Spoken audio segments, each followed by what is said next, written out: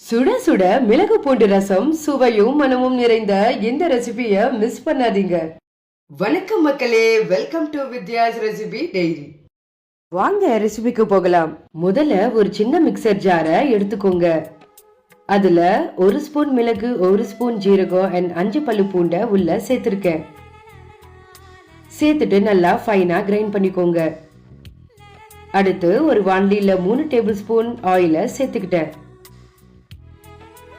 சேர்த்துட்டு 2 காஞ்ச மிளகா, 1 ஸ்பூன் கடுகு அண்ட் 1/2 ஸ்பூன் வெந்தயத்தை உள்ள சேர்த்துக்கிட்டேன். அதோட கொஞ்சமா கறி லீவ்ஸையும் உள்ள சேர்த்துக்கிட்டேன். சேர்த்துட்டு நல்லா ஒரு வாட்டி சாட்டே பண்ணிக்கோங்க. அண்ட் ஃப்ளேவருக்காக கொஞ்சோண்டு பெருங்காயத்தை சேர்த்திருக்கேன்.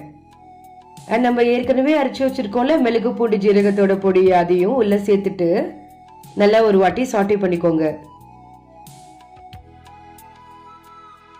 அண்ட் நான் தேவையான அளவுக்கு புளி தண்ணியை கரைச்சி வச்சிருக்கேன், அதையும் நீங்க உள்ள சேர்த்துக்கோங்க. சேர்த்துட்டு அதோட உங்களுக்கு தேவையான அளவுக்கு தண்ணியும் உள்ள சேர்த்துக்கோங்க. உங்களுக்கு குவான்டிட்டி எவ்வளோ வேணுமோ அந்த அளவுக்கு தண்ணி சேர்த்தா போதும். நான் 2 கிளாஸ் சேர்த்துருக்கேன். அண்ட் அதோட உங்களுக்கு தேவையான அளவுக்கு உப்பையும் உள்ள சேர்த்துக்கோங்க. சேர்த்துட்டு நல்லா ஒரு வாட்டி மிக்ஸ் பண்ணி விட்டுக்கோங்க.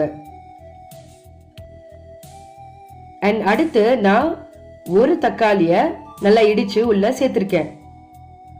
சேர்த்துட்டு நல்லா ஒரு வாட்டி மிக்ஸ் பண்ணி விட்டுக்கோங்க. அண்ட் இப்போ லோ ஃப்ளேம்ல ஒரு 10 நிமிஷம் போல மூடி வச்சிங்கன்னா இந்த மாதிரி உங்களுக்கு கொதிக்கிற ஸ்டேஜுக்கு வந்துடும். இப்போ நீங்க கார்னிஷிங்காக கொஞ்சோண்டு கொரியாண்டரை சேர்த்தீங்கன்னா சூப்பரா இருக்கும் இதோட டேஸ்ட்.